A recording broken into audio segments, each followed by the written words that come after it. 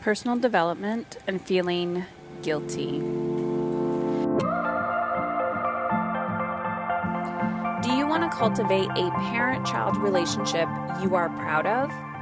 Do you understand why your children actually won't listen to you when you're yelling? Do you know how to deepen the connection with you and your child without actually having to spend more time with them? And how to implement a boundary without feeling the guilt hangover? Do you understand the difference between punishment versus consequence? And do you know what to do when you and your partner want to parent differently? I'm answering all of these questions in a super simple, easy, and effective parenting mini course on understanding your children's behavior. We start June 17th, and guess what? It is only $27. So head on over to momisincontrol.com/sign up and learn about the details.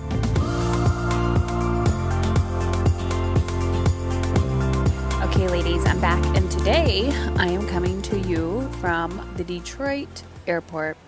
I'm flying out to San Diego for the last of 3 trips that I've taken this year for a mastermind that I'm involved in, so a business mentorship program. And I was reflecting because this is actually the last of 6 trips that I've done in the last few months. Some have been retreats that I've hosted, some have been retreats that I've attended, and some have been personal development related or business related. And it's interesting because a few trips ago, I'm like, I'm done. I don't want to do this anymore. And I just thought I would share with you. You're going to hear noise in the background, by the way, because, of course, the PTA thingy is going on. I wanted to share with you just like a vulnerable, honest, inside perspective of what I'm thinking. So you've heard me talk about guilt before, guilt and fear, right? I believe that guilt is just fear wearing a mask. And too often women feel guilt or fear, adult or men too, and you shut down and you just don't take the action. And so in the last year, I've really, really pushed myself when it comes to getting outside my comfort zone and becoming the best version of me and really going after my dreams. And part of that was writing my book and giving myself permission to really go for it with the my proposal and getting an agent and all of that stuff. So when you write down in your journal, wouldn't it be nice if, anything that you want? Too often we start sabotaging our joy and we get in our own way of why we can or cannot do something.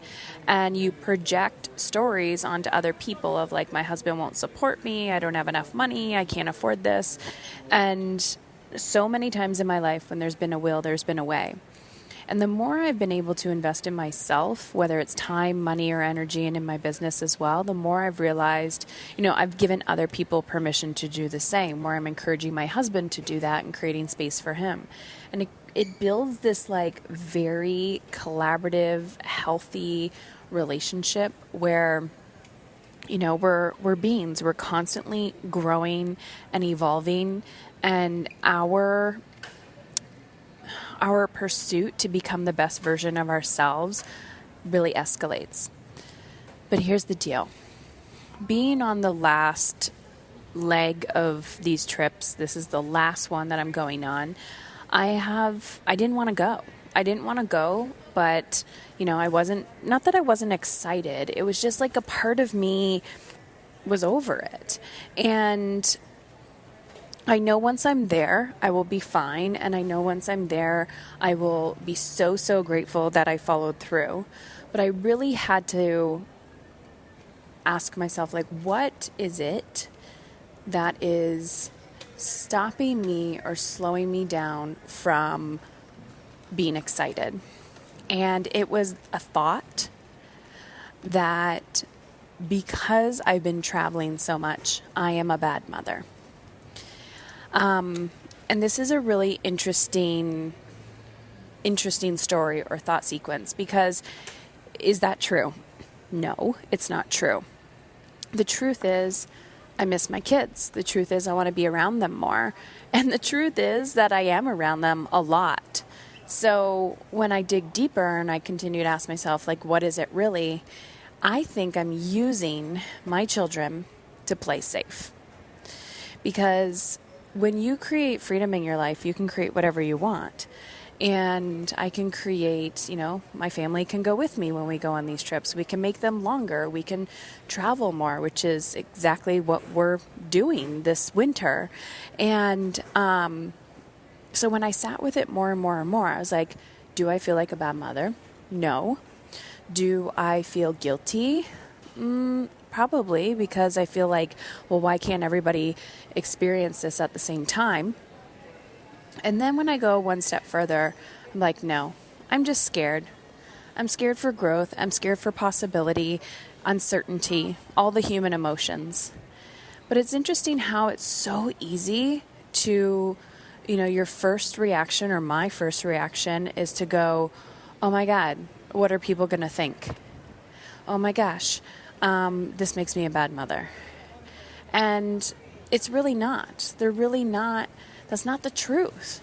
So I want you to catch yourself. Like, where in your life are you finding yourself playing small and utilizing stories like that to dodge, the fear of judgment from others? Because I've never been happier. I've never felt better. I feel stronger physically, mentally, emotionally.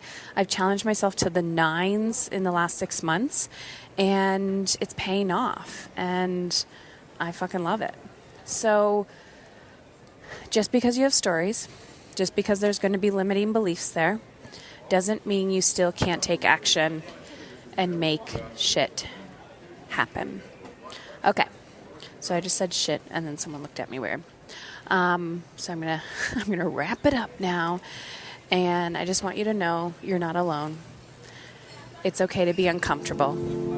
It's okay to be judged. It's okay to make magic happen.